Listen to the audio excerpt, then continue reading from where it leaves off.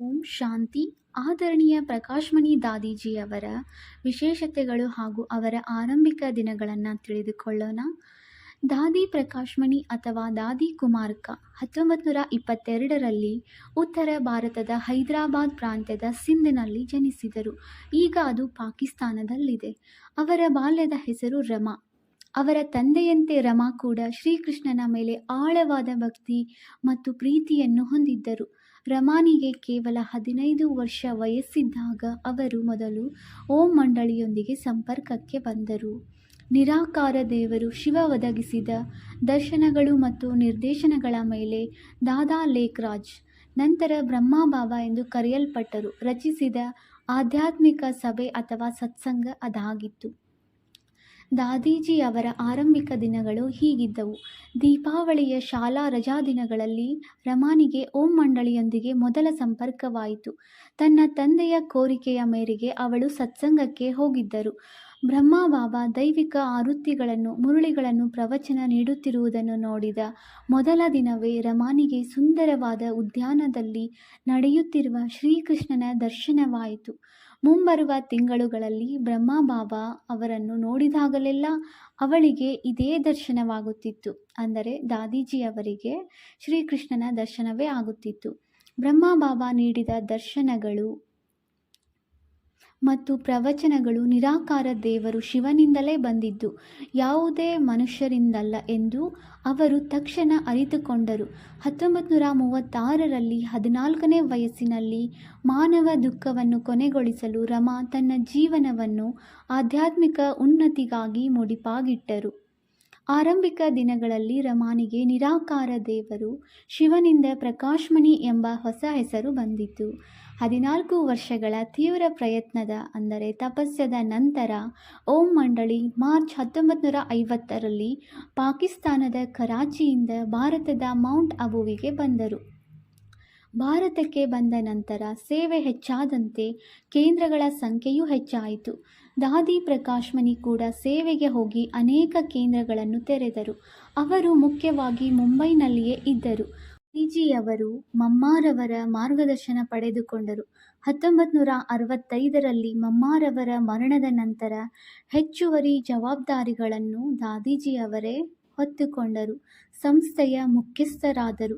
1969ರ ನಂತರ ಬ್ರಹ್ಮಬಾಬಾರವರು ಅಶರೀರಿಯಾಗಿ ಸಂಪೂರ್ಣ ಪರಿಷ್ಠಾ ಸ್ಟೇಜನ್ನು ತಲುಪಿದ ನಂತರ ದಾದಿ ಪ್ರಕಾಶಮಣಿ ದೀದಿ ಮನ್ಮೋಹಿನಿ ಜೊತೆಗೆ ಸಂಸ್ಥೆಯ ಆಡಳಿತಾತ್ಮಕ ಜವಾಬ್ದಾರಿಯನ್ನು ಹಂಚಿಕೊಂಡರು. ದಾದಿ ಮತ್ತು ದೀದಿ ಒಟ್ಟಾಗಿ ಸಂಸ್ಥೆಯನ್ನು ಬಹಳ ಸುಗಮ ಮತ್ತು ಪರಿಣಾಮಕಾರಿ ರೀತಿಯಲ್ಲಿ ನಡೆಸುತ್ತಿದ್ದರು. ಅವರು ಪರಸ್ಪರ ಅತ್ಯಂತ ಗೌರವ ಮತ್ತು ಗೌರವವನ್ನು ಹೊಂದಿದ್ದರು ಮತ್ತು ಅವರು ಮಾಡುವ ಎಲ್ಲ ಕೆಲಸಗಳಲ್ಲಿ ಏಕತೆಯ ಪ್ರಜ್ಞೆಯನ್ನು ಹೊಂದಿದ್ದರು. ಈ ಏಕತೆಯ ಪ್ರಾಯೋಗಿಕ ಫಲಿತಾಂಶವೆಂದರೆ ಕೇಂದ್ರಗಳು ಮತ್ತು ಸಮರ್ಪಿತ ರಾಜಯೋಗ ಶಿಕ್ಷಕರ ಸಂಖ್ಯೆ ಬಹಳ ಕಡಿಮೆ ಅವಧಿಯಲ್ಲಿ 5,000 ತಲುಪಿತು. 1986ರಲ್ಲಿ ದಾದಿ ಪ್ರಕಾಶ್ಮಣಿಯವರ ಮೇಲ್ವಿಚಾರಣೆಯಲ್ಲಿ ಅಂತಾರಾಷ್ಟ್ರೀಯ ಶಾಂತಿ ವರ್ಷದಲ್ಲಿ ವಿಶ್ವಸಂಸ್ಥೆಯು UN million minutes of piece ಮನವಿಯನ್ನು ನೀಡಿತು. ಶಾಂತಿಯುತ ಮತ್ತು ಸಹಕಾರಿ ವಾತಾವರಣವನ್ನು ಬೆಳೆಸುವಲ್ಲಿ ದಾದಿ ಪ್ರಕಾಶ್ಮಣಿ ಮತ್ತು ಬ್ರಹ್ಮಕುಮಾರಿಯರ ನಿಸ್ವಾರ್ಥ ಮತ್ತು ಅವಿರತ ಕೊಡುಗೆಗಾಗಿ ಬ್ರಹ್ಮಕುಮಾರೀಸನ್ನು ವಿಶ್ವಸಂಸ್ಥೆಯು ಅಂತಾರಾಷ್ಟ್ರೀಯ NGO ಎಂದು ಗುರುತಿಸಿತು. ಸಂಸ್ಥೆಯ ಪರವಾಗಿ ದಾದಿ ಪ್ರಕಾಶಮಣಿ 1987ರಲ್ಲಿ ವಿಶ್ವಸಂಸ್ಥೆಯಿಂದ ಶಾಂತಿ ಸಂದೇಶವಾಹಕ ಪ್ರಶಸ್ತಿಯನ್ನು ಪಡೆದರು. ದಾದೀಜಿಯವರ ವಿಶೇಷತೆಗಳು ಇದಾಗಿದ್ದವು. ನಾಯಕರನ್ನು ಮಾತ್ರ ಸೃಷ್ಟಿಸಿದ ನಾಯಕಿ ದಾದಿ ಪ್ರಕಾಶ್ಮಣಿಯಾಗಿದ್ದರು. ನಾಯಕತ್ವದ ಕನ್ನಡಿ ಅಂತಲೂ ಹೇಳಬಹುದು. ನಮ್ಮ ದಾದಿ, ಮುದ್ದಾದ ದಾದಿ, ಪ್ರೀತಿಯ ದಾದಿಯವರು ನಮ್ಮೆಲ್ಲರಿಗೂ ಕನ್ನಡಿ, ನಮ್ಮೊಳಗಿನ ಅತ್ಯುತ್ತಮವಾದ ಪ್ರತಿಬಿಂಬವಾಗಿ ಅವರು ಸಾಗರದ ಆಳದಿಂದ ನಮಗೆ ಮಾರ್ಗದರ್ಶನ ನೀಡಿದರು. ನಾಯಕತ್ವದ ವಾಕ್ಯವನ್ನು ಅಸಾಧಾರಣ ಮತ್ತು ಆಳವಾದ ರೀತಿಯಲ್ಲಿ ರೂಪಿಸಿದರು. ಅವರ ಯೌವನದಲ್ಲಿ ಎಲ್ಲರೂ ಅವಳನ್ನು ರಮಾ ಎಂದು ತಿಳಿದಿದ್ದರು. ಅವರ ಆರಂಭದಷ್ಟೇ ಸರಳ ಮತ್ತು ಶುದ್ಧ ಹೆಸರು, ಆದರೆ ದೇವರಿಗೆ ಮಾತ್ರ ಅವಳಿಗಾಗಿ ಕಾಯುತ್ತಿದ್ದ ಹಣೆಬರಹ ತಿಳಿದಿತ್ತು. ಅವಳು ಅದ್ಭುತ ರತ್ನವಾಗುವ ಪ್ರಕಾಶಮಣಿಯಾಗುವ ಹಣೆಬರಹ ಜಗತ್ತನ್ನು ಬೆಳಗಿಸಲು ಉದ್ದೇಶಿಸಲಾಗಿತ್ತು. ದಾದೀಜಿಯವರ ವಿಶೇಷತೆಗಳು. ನಾಯಕರನ್ನು ಮಾತ್ರ ಸೃಷ್ಟಿಸಿದ ನಾಯಕಿ ದಾದಿ ಪ್ರಕಾಶಮಣಿ. ನಾಯಕತ್ವದ ಕನ್ನಡಿಯಾಗಿದ್ದರು. ನಮ್ಮ ದಾದಿಯಾಗಿರುವ, ಮುದ್ದಾದ ದಾದಿಯಾಗಿರುವ, ಪ್ರೀತಿಯ ದಾದಿಯಾಗಿರುವ ಅವರು ನಮ್ಮೆಲ್ಲರಿಗೂ ಕನ್ನಡಿಯಾಗಿದ್ದರು. ನಮ್ಮೊಳಗಿನ ಅತ್ಯುತ್ತಮವಾದ ಪ್ರತಿಬಿಂಬವಾಗಿ ಅವರು ಸಾಗರದ ಆಳದಿಂದ ನಮಗೆ ಮಾರ್ಗದರ್ಶನ ನೀಡಿದರು. ನಾಯಕತ್ವದ ವಾಕ್ಯವನ್ನು ಅಸಾಧಾರಣ ಮತ್ತು ಆಳವಾದ ರೀತಿಯಲ್ಲಿ ರೂಪಿಸಿದರು. ಅವರ ಚಿಕ್ಕ ವಯಸ್ಸಿನಲ್ಲಿ ಎಲ್ಲರೂ ಅವರನ್ನು ರಮಾ ಎಂದು ತಿಳಿದಿದ್ದರು. ಅವರ ಆರಂಭದಷ್ಟೇ ಸರಳ ಮತ್ತು ಶುದ್ಧ ಹೆಸರು.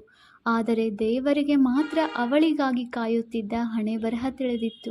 ಅವರು ಅದ್ಭುತ ರತ್ನವಾಗುವ, ಪ್ರಕಾಶಮಣಿಯಾಗುವ ಹಣೆಬರಹ ಜಗತ್ತನ್ನು ಬೆಳಗಿಸಲು ಉದ್ದೇಶಿಸಲಾಗಿತ್ತು.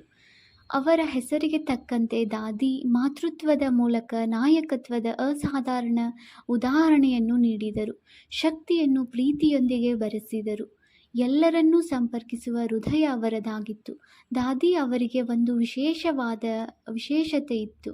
ಅವರು ಭೇಟಿಯಾದ ಪ್ರತಿಯೊಬ್ಬ ವ್ಯಕ್ತಿಯೂ ತಕ್ಷಣದ ಸಾಮೀಪ್ಯವನ್ನು ಅನುಭವಿಸುವಂತೆ ಮಾಡಿತು. ಮೊದಲ ಭೇಟಿಯಿಂದಲೇ ದಾದಿ ಅಪರಿಚಿತರನ್ನು ಜೀವನ ಪೂರ್ತಿಯಾಗಿ ಪ್ರೀತಿಯ ಸಹೋದರ ಸಹೋದರಿಯರನ್ನಾಗಿ ಪರಿವರ್ತಿಸಿದರು. ಈ ತೀವ್ರತೆಯೇ ಬಲವಾದ ಜಾಗತಿಕ ಸಂಸ್ಥೆಗೆ ಅಡಿಪಾಯವಾಯಿತು. 1937 ರಿಂದ 1969 ರವರೆಗೆ ಬ್ರಹ್ಮಬಾಬಾರವರು ಆಧ್ಯಾತ್ಮಿಕ ವಿಶ್ವವಿದ್ಯಾಲಯದ ಬೇರುಗಳನ್ನು ಹಾಕಿದರು. ಆದರೆ ದಾದೀಜಿಯವರ ನಾಯಕತ್ವದಲ್ಲಿ ಈ ಸಂಸ್ಥೆಯು ಅರಳಿತು. ಸುಮಾರು 100 ದೇಶಗಳಿಗೆ 150 ಕೇಂದ್ರಗಳೊಂದಿಗೆ ಹರಡಿತು. ದಾದಿಯವರ ಮಾರ್ಗದರ್ಶನವು ಭಾರತದಾದ್ಯಂತ 2500 ರಾಜಯೋಗ ಧ್ಯಾನ ಕೇಂದ್ರಗಳು ಮತ್ತು 20,000 ತರಗತಿಗಳ ಉದಯವನ್ನೂ ಕಂಡಿತು. ಇದು ಈಗ 110 ದೇಶಗಳಲ್ಲಿ 5,500ಕ್ಕೂ ಹೆಚ್ಚು ಕೇಂದ್ರಗಳಾಗಿವೆ. ಸಾವಿರಾರು ಸಹೋದರ ಸಹೋದರಿಯರು ತಮ್ಮ ಜೀವನವನ್ನು ಸೇವೆಗೆ ಅರ್ಪಿಸುವುದರೊಂದಿಗೆ ಲಕ್ಷಾಂತರ ಕುಟುಂಬಗಳು ಈಗ ಆಧ್ಯಾತ್ಮಿಕ ಮತ್ತು ಶುದ್ಧ ಜೀವನವನ್ನು ನಡೆಸುತ್ತಿದ್ದಾರೆ. ಪ್ರತಿದಿನ ಈ ಕೇಂದ್ರಗಳಲ್ಲಿ ಆಧ್ಯಾತ್ಮಿಕ ಜ್ಞಾನ ಮತ್ತು ಧ್ಯಾನ ಅಭ್ಯಾಸವನ್ನು ಬಯಸುತ್ತಾರೆ.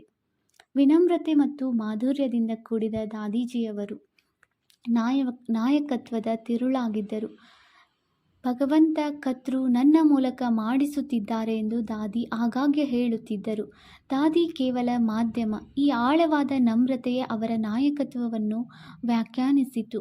ನಾನು ಎಂಬ ಪದವನ್ನು ಎಂದಿಗೂ ಬಳಸದೆ ದಾದಿ ಮೃದುವಾಗಿ ಮಾತನಾಡಿದರು. ಎಂದಿಗೂ ಧ್ವನಿ ಎತ್ತಲಿಲ್ಲ, ಕೋಪ ಅಥವಾ ಬಲಪ್ರಯೋಗ ಮಾಡಲಿಲ್ಲ.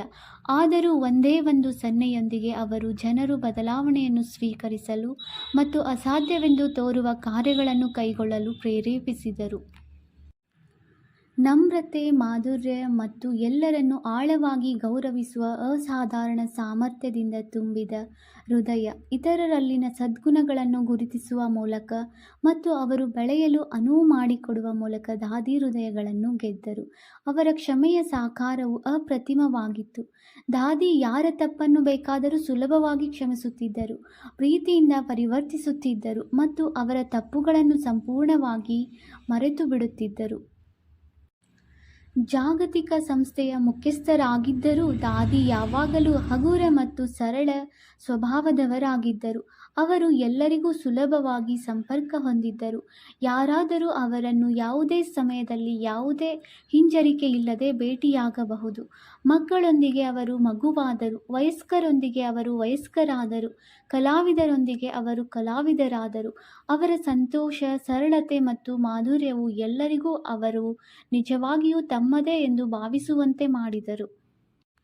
ನಮಗೆಲ್ಲರಿಗೂ ದಾದಿ ಕೇವಲ ನಾಯಕಿಯಾಗಿರಲಿಲ್ಲ, ಅವರು ನಮ್ಮ ತಾಯಿ. ಅವರು ಜನರನ್ನು ತಮ್ಮೊಂದಿಗೆ ಸಂಪರ್ಕಿಸಲಿಲ್ಲ, ಬದಲಾಗಿ ದೇವರೊಂದಿಗೆ, ಭಗವಂತನೊಂದಿಗೆ ಸಂಪರ್ಕ ಸಾಧಿಸಿದರು. ಅದಕ್ಕಾಗಿಯೇ ದಾದಿ ಅವರಿಗೆ ಯಾವುದೇ ಅನುಯಾಯಿಗಳು ಇರಲಿಲ್ಲ.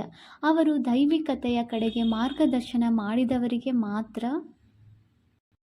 ದಾದಿ ಪ್ರಕಾಶ್ಮಣಿ ಒಬ್ಬ ಮಹಾನ್ ಬುದ್ಧಿಜೀವಿ. ಅವರು ಜೀವನದ ಸಾರವನ್ನು ಸರಳ ಪದಗಳಲ್ಲಿ ಸೆರೆ ಹಿಡಿಯಬಲ್ಲರು. ಅವರನ್ನು ತಿಳಿದಿದ್ದವರೆಲ್ಲರೂ ಅವರ ಉಪಸ್ಥಿತಿಯಿಂದ ತೃಪ್ತರಾಗಿದ್ದರು. ನೀವು ಯಾರನ್ನಾದರೂ ದಾದೀಜಿ ಬಗ್ಗೆ ಕೇಳಿದರೆ ಉತ್ತರವು ಸರ್ವಾನುಮತದಿಂದ ಕೂಡಿರುತ್ತದೆ. ಅವರು ನನ್ನ ದಾದಿಯಂಥವರು ಯಾರೂ ಇಲ್ಲ ಎಂದು ಹೇಳುತ್ತಿದ್ದರು. ಯಾವುದೇ ಮಗುವು ತನ್ನ ತಾಯಿಯಿಂದ ದೂರ ಸರಿಯಲು ಸಾಧ್ಯವಿಲ್ಲದಂತೆಯೇ ದಾದೀಜಿ ಶಕ್ತಿ ಮತ್ತು ಮಾತೃತ್ವ ಎರಡರ ಸಾಕಾರ ರೂಪವಾದರು. ವಿದ್ವಾಂಸರಾಗಲಿ, ಮಹಾನ್ ತಪಸ್ವಿಯಾಗಲಿ, ಪ್ರಸಿದ್ಧ ವ್ಯಕ್ತಿಯಾಗಲಿ ಅಥವಾ ಸಾಮಾನ್ಯ ವ್ಯಕ್ತಿಯಾಗಲಿ, ಅವರನ್ನು ಬಲ್ಲ ಯಾರಾದರೂ ದಾದಿಯೇ ತಮ್ಮ ತಾಯಿ ಎಂದು ಭಾವಿಸುತ್ತಿದ್ದರು. ಇಂದಿಗೂ ಸಹ ಅವರ ಪರಂಪರೆ ನಮ್ಮ ಹಾದಿಗಳನ್ನು ಬೆಳಗಿಸುತ್ತಿದೆ. ಅವರನ್ನು ಇತರರಿಗಿಂತ ಉತ್ತಮ ನಾಯಕಿಯನ್ನಾಗಿ ಮಾಡಿದ ಪ್ರೀತಿ, ನಮ್ರತೆ ಮತ್ತು ಶಕ್ತಿಯನ್ನು ಪ್ರತಿಬಿಂಬಿಸುತ್ತದೆ. ದಾದೀಜಿಯವರು ಯಾವಾಗಲೂ ಇದನ್ನೇ ಬೋಧಿಸುತ್ತಿದ್ದರು. ನಾವು ಮೋಹವನ್ನು ಜಯಿಸಿರುವವರಾಗಿರಬೇಕು. ನಿರಂತರವಾಗಿ ಒಬ್ಬ ಪರಮಾತ್ಮನನ್ನು ತಮ್ಮ ದೃಷ್ಟಿಯಲ್ಲಿ ಹೊಂದಿರುವವರು ಮಾತ್ರ ಮೋಹವನ್ನು ಜಯಿಸಲು ಸಾಧ್ಯ. ಇದು ನನ್ನ ಸಂಬಂಧಿ, ನನ್ನ ಆಸ್ತಿ, ನನ್ನ ವಿಶೇಷತೆ ಎಂಬಂತಹ ಆಲೋಚನೆಗಳು ನಿಮ್ಮಲ್ಲಿದ್ದರೆ ಈ ನಾನು ಮತ್ತು ನನ್ನದು ನಿಮಗೆ ಮೋಹವನ್ನು ಜಯಿಸಲು ಅವಕಾಶ ನೀಡುವುದಿಲ್ಲ. ನಾನು ಇರುವಲ್ಲಿ ಯಾವುದೇ ನಮ್ರತೆ ಇರಲು ಸಾಧ್ಯವಿಲ್ಲ. ನಿಮ್ಮ ಹೃದಯದಲ್ಲಿ ಯಾವುದೇ ಕೊಳಕಿಲ್ಲ ಎಂದು ಗಮನ ಕೊಡಿ. ಸುಳ್ಳು ಹೇಳುವುದು, ಮೋಸ ಮಾಡುವುದು, ಗಾಸಿಪ್ ಹೇಳುವುದು ಇತ್ಯಾದಿಗಳು ನಿಮ್ಮ ಬುದ್ಧಿಯನ್ನು ಕಸದಿಂದ ತುಂಬಿಸುತ್ತವೆ. ಇತರರನ್ನು ಖಂಡಿಸುವುದು, ನಿಮ್ಮನ್ನು ನೀವು ನಿರಪರಾಧಿ ಎಂದು ಪರಿಗಣಿಸುತ್ತಾ ಇತರರನ್ನು ದೂಷಿಸುವುದು ಸಹ ಶುದ್ಧ ಹೃದಯದ ಲಕ್ಷಣವಲ್ಲ. ಪ್ರಾಮಾಣಿಕತೆ ಮತ್ತು ಶುಚಿತ್ವ ಹೊಂದಿರುವವರು, ತುಂಬ ವಿನಮ್ರ ಹೃದಯಿಗಳು, ಶುದ್ಧ ಹೃದಯ ಹೊಂದಿರುವವರು ತಮ್ಮ ತಪ್ಪುಗಳನ್ನು ಅರಿತು ಸರಿಪಡಿಸಿಕೊಳ್ಳುತ್ತಾರೆ. ಕೆಟ್ಟ ಸಹವಾಸವು ನಿಮ್ಮನ್ನು ಸಂಪೂರ್ಣವಾಗಿ ಹಾಳು ಮಾಡುತ್ತದೆ.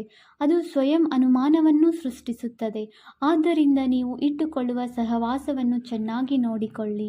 ಎಲ್ಲರಿಂದಲೂ ಸದ್ಗುಣಗಳನ್ನು ಕಲಿಯಲು ನಿಮಗೆ ಬುದ್ಧಿವಂತಿಕೆ ಬೇಕು. ಯಾರಾದರೂ ಸಹಿಷ್ಣುತೆಯ ಉತ್ತಮ ಗುಣವನ್ನು ಹೊಂದಿರಬಹುದು. ಆದ್ದರಿಂದ ಅವರಿಂದ ಕಲಿಯಿರಿ. ನಿಮಗೆ ಉತ್ಸಾಹವಿದ್ದರೆ ನೀವು ಇತರರಿಂದ ಸದ್ಗುಣಗಳನ್ನು ತೆಗೆದುಕೊಳ್ಳಲು ಸಾಧ್ಯವಾಗುತ್ತದೆ. ಕೂಟಗಳಲ್ಲಿ ಆಸಕ್ತಿಯ ಸಂಘರ್ಷ ಇರುತ್ತದೆ. ಒಟ್ಟಿಗೆ ವಾಸಿಸುವ ಇಬ್ಬರು ವ್ಯಕ್ತಿಗಳು ತಮ್ಮ ವಿಚಾರಗಳಲ್ಲಿ ಒಪ್ಪುವುದಿಲ್ಲ.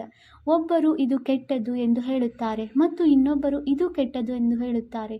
ಆದಾಗ್ಯೂ ಪ್ರತಿಯೊಬ್ಬರಲ್ಲೂ ಏನಾದರೂ ಒಳ್ಳೆಯದು ಇರಬೇಕು. ಆದ್ದರಿಂದ ಒಳ್ಳೆಯತನವನ್ನು ನೋಡಿ ಪರಸ್ಪರ ಮಾತನಾಡಿ. ನೀವು ಒಳ್ಳೆಯದನ್ನು ನೋಡಿದಾಗ ಕೆಟ್ಟ ವಿಷಯಗಳು ಸ್ವಯಂಚಾಲಿತವಾಗಿ ಮರೆಯಾಗುತ್ತವೆ. ನಿಮ್ಮ ಹೃದಯದಲ್ಲಿ ಯಾರ ವಿರುದ್ಧವೂ ದ್ವೇಷವನ್ನು ಇಟ್ಟುಕೊಳ್ಳಬೇಡಿ. ಯಾವುದೇ ಜಗಳಕ್ಕೆ ಕಾರಣ ದ್ವೇಷ. ಇತರರ ಬಗ್ಗೆ ಯೋಚಿಸುವುದು ದ್ವೇಷದಿಂದ ಪ್ರಾರಂಭವಾಗುತ್ತದೆ ಮತ್ತು ನಂತರ ಪರಸ್ಪರ ದ್ವೇಷ ಇರುತ್ತದೆ. ಮೊದಲು ಅಸೂಯೆ ಇರುತ್ತದೆ ಮತ್ತು ನಂತರ ದ್ವೇಷ ಬರುತ್ತದೆ. ನಂತರ ಇತರರ ಬಗ್ಗೆ ಆಲೋಚನೆಗಳು ಇರುತ್ತವೆ ಮತ್ತು ನಂತರ ದ್ವೇಷ ಪ್ರಾರಂಭವಾಗುತ್ತದೆ. ಕೆಲವೊಮ್ಮೆ ಕೇವಲ ಒಂದು ಪದವು ಯಾರನ್ನಾದರೂ ಜೀವನಕ್ಕೆ ಶತ್ರುವನ್ನಾಗಿ ಮಾಡುತ್ತದೆ ಮತ್ತು ಆದ್ದರಿಂದ ನೀವು ನಿಮ್ಮ ಮಾತುಗಳಿಗೆ ಹೆಚ್ಚಿನ ಗಮನ ನೀಡಬೇಕಾಗುತ್ತದೆ. ಯಾರೊಬ್ಬರ ಹೃದಯದಲ್ಲಿ ನೋವನ್ನು ಉಂಟುಮಾಡುವ ಒಂದೇ ಒಂದು ಪದವನ್ನು ಮಾತನಾಡಬೇಡಿ. ಮೊಂಡುತನದ ಸ್ವಭಾವವು ಅತ್ಯಂತ ದೊಡ್ಡ ದೋಷವಾಗಿದೆ. ಅದು ಬಹಳಷ್ಟು ಹಾನಿಯನ್ನುಂಟು ಮಾಡುತ್ತದೆ. ಮೊಂಡತನವು, ಹಠತನವು ಒಬ್ಬ ವ್ಯಕ್ತಿಯನ್ನು ನರಕದ ಆಳಕ್ಕೆ ಕೊಂಡೊಯ್ಯಬಹುದು. ಹಠದ ಸ್ವಭಾವದಿಂದ ನಿಮ್ಮನ್ನು ಮೋಸಗೊಳಿಸಬೇಡಿ. ಒಬ್ಬರಿಗೊಬ್ಬರು ಸಹಕರಿಸಿ, ಸಲಹೆ ನೀಡಿ ಮತ್ತು ಯಾರಾದರೂ ಹಠಮಾರಿಗಳಾಗಿದ್ದರೆ ಹಗುರವಾಗಿರಿ. ನವೀಕರಣವನ್ನು ತರಲು ವಿನಮ್ರರಾಗಿರಿ. ಯಾರಾದರೂ ಬಲವಂತವಾಗಿ ಏನನ್ನಾದರೂ ಹೇಳುತ್ತಿದ್ದರೆ ಆ ಸಮಯದಲ್ಲಿ ಅದನ್ನು ಸ್ವೀಕರಿಸಿ ಮತ್ತು ನೀವು ಶಾಂತವಾಗಿರಿ. ನಿಮ್ಮ ನಡುವೆ ಅದರ ಬಗ್ಗೆ ಚರ್ಚೆ ಮಾಡಬೇಡಿ. ನಂತರ ಸರಿಯಾದ ಸಮಯವನ್ನು ಪರಿಗಣಿಸಿ ಅದರ ಬಗ್ಗೆ ಹೃದಯದ ಸಂಭಾಷಣೆ ನಡೆಸಿ. ನಿಮ್ಮ ನಮ್ರತೆ ಖಂಡಿತವಾಗಿಯೂ ಇತರರ ಮೇಲೆ ಪ್ರಭಾವ ಬೀರುತ್ತದೆ. ಒಬ್ಬ ವ್ಯಕ್ತಿಯ ಬಗ್ಗೆ ಇನ್ನೊಬ್ಬರೊಂದಿಗೆ ಮಾತನಾಡಬೇಡಿ. ಸ್ವಯಂ ಚಿಂತನೆಯಲ್ಲಿ ನಿರತರಾಗಿರಿ. ಸಹಿಷ್ಣುತೆಯ ಸದ್ಗುಣವು ಒಂದು ದೊಡ್ಡ ಶಕ್ತಿಯಾಗಿದೆ. ಅದು ಎಲ್ಲಕ್ಕಿಂತ ದೊಡ್ಡ ಸದ್ಗುಣವಾಗಿದೆ. ಸಹಿಷ್ಣುತೆ ಹೊಂದಿರುವವರು ಎಲ್ಲ ಸಂದರ್ಭಗಳಲ್ಲಿಯೂ ಸಮಾನರು. ಸಂತೋಷ ಮತ್ತು ದುಃಖ, ಹೊಗಳಿಕೆ ಮತ್ತು ಮಾನಹಾನಿ, ಗೌರವ ಮತ್ತು ಅಗೌರವ, ಸ್ಥಿರ ಮತ್ತು ಅಸ್ಥಿರ ಹಂತವನ್ನು ಕಾಪಾಡಿಕೊಳ್ಳಲು ನಿಮಗೆ ಸಹಿಷ್ಣುತೆ ಬೇಕು, ಸಹನಶಕ್ತಿ ಬೇಕು ಎಂದು ದಾದೀಜಿಯವರು ಯಾವಾಗಲೂ ಬೋಧನೆ ಮಾಡುತ್ತಿದ್ದರು. ದಾದೀಜಿಯವರು ಯಾವಾಗಲೂ ಒಂದು ಪ್ರಸಿದ್ಧ ವಿಶೇಷವಾದ ಸ್ಲೋಗನ್ ಅನ್ನು ಹೇಳ್ತಾ ಇದ್ದರು. ಅದಾಗಿತ್ತು, ನಿಮಿತ್ತ ನಿರ್ಮಾಣ ನಿರ್ಮಲ ವಾಣಿ. ಓಂ ಶಾಂತಿ.